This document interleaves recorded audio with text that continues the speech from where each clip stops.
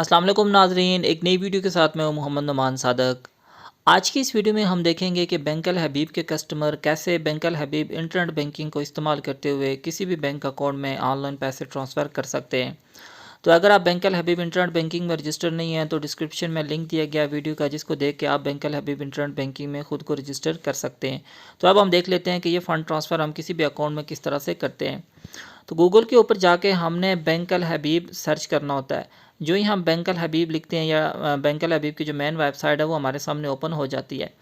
अब इस वेबसाइट के ऊपर हम क्लिक करते हैं तो इस तरह मेन इंटरफेस जो वेबसाइट का होता है वो हमारे सामने ओपन हो जाता है।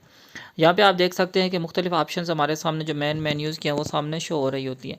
यहाँ पे सबसे ऊपर जो ऑप्शन है लॉगिन की, वो हमने क्लिक करना होता है। आप देखें यहाँ पे एक साइड पे इंटरनेट बैंकिंग है, दूसरी साइड पे नेट बैंकिंग लिखा हुआ, दोनों को हम इस्तेमाल कर सकते हैं। तो हम यहाँ पे इंटरनेट बैंकिंग को इस्तेमाल करते हैं। अगर आप रजिस्टर करना चाहते हैं तो रजिस्टर नाउ के ऊपर क्लिक करेंगे, अदरवाइज़ हम कंटिन्यू के ऊपर क्लिक करेंगे। यहाँ पे देखें इंटरनेट बैंकिंग को यूज़ करने की कोई टर्म्स एंड कंडीशन है जिनको हमने एक्सेप्ट करना होता है।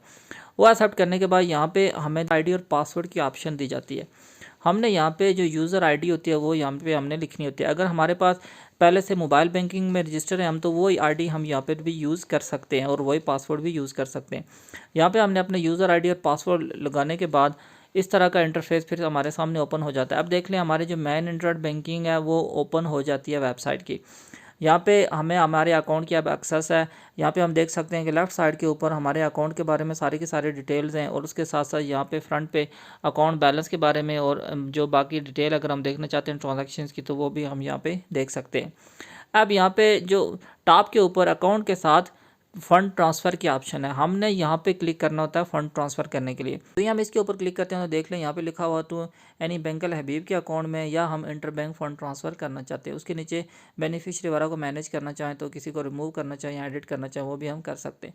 हम यहाँ पे इंटर बैंक फ़ंड ट्रांसफ़र को देख लेते हैं कि वो हम किस तरह से करते हैं। तो हम यहाँ पे आज की इस वीडियो में देखेंगे कि हम एचबीएल के अकाउंट में किस तरह से फ़ंड ट्रांसफ़र करेंगे बैंक अल हबीब से। सबसे पहले हमने फ्रॉम अकाउंट के ऊपर क्लिक करना होता है। यहाँ पे अगर हमारे एक से ज़्यादा अकाउंट है तो वो हमने अकाउंट सेलेक्ट करना होता है जिसमें से हमने पैसे भेजने हैं। तो यहाँ पे एक किया तो वो हमने सेलेक्ट किया। अब इस लिस्ट में से हमने बैंक सेलेक्ट करना होता है। यहाँ पे हम बैंक अल हबीब बैंक जो लिमिटेड है वो हम एचबीएल वो सेलेक्ट कर लेते हैं। आपका जिस बैंक में आप पैसे भेजेंगे आपने वो बैंक सेलेक्ट करना होता है। तो वो सिलेक्ट करने के बाद नीचे हमें ऑप्शन आती है कि आप अकाउंट नंबर लिखें या आईबीएन नंबर लिखें। तो हम यहाँ पे या अकाउंट नंबर लिखते हैं या आईबीएन नंबर लिखते हैं। तो उसके बाद हम अमाउंट ट्रांसफ़र जितनी भी करना चाहते हैं वो हमने यहाँ पे लिखनी होती है। वो लिखने के बाद जो नेक्स्ट ऑप्शन हमारे पास आ जाती है कि हम पर्पज़ ऑफ पेमेंट लिख रहे होते हैं। बाकी जो मोबाइल नंबर की ऑप्शन है या ईमेल की, तो ये ऑप्शनल होती हैं, ये हम ना भी लिखें तभी ट्रांजैक्शन प्रोसीड हो जाती है। तो जो फ़ंड ट्रांसफ़र के पर्पज़ वो सिलेक्ट करने के बाद हम इनिशिएट ट्रांसफ़र के ऊपर क्लिक कर देते हैं। जो ही हम इसके ऊपर क्लिक कर देते हैं तो इस तरह हमारे जिस अकाउंट में हम फंड ट्रांसफ़र कर रहे हैं उसके बारे में सारी की सारी डिटेल हमारे सामने शो हो रही होती है। फिर अमाउंट वगैरह ये सब कुछ हम वेरीफाई करते हैं। अगर हम चेंज करना चाहें तो चेंज के ऊपर क्लिक करते हैं, नहीं तो हम कन्फर्म के ऊपर क्लिक कर देते हैं। अब जो ही हम कन्फर्म के ऊपर क्लिक कर देते हैं तो देखें हमें लिखा हुआ आता है एक वन टाइम पासवर्ड क्रिएट किया गया, जो हमें ईमेल भी किया गया और उसके साथ साथ हमें मैसेज के ऊपर भी जो हमारे मोबाइल नंबर है रजिस्टर मोबाइल नंबर उसके ऊपर भी भेजा गया है। वो जो ही हम रिसीव करते हैं तो वो हमने यहाँ पे एंटर करना होता है। वो एंटर करने के बाद हम सबमिट के ऊपर क्लिक कर देते हैं।